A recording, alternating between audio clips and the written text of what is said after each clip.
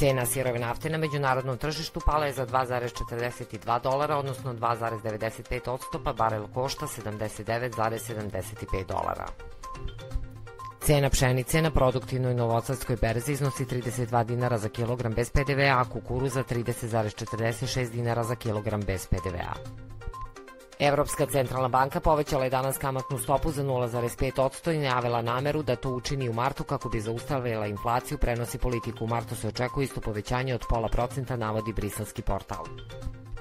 Zbog kiše, snega i susnežice, kolovozi će biti vlažni, što može otežavati vožnju. Oprez zbog moguće poledice na putevima ka planinskim centrima, neophodna zimska oprema. Na putničkim terminalima nema zadržavanja, dok su na teretnim višesatna.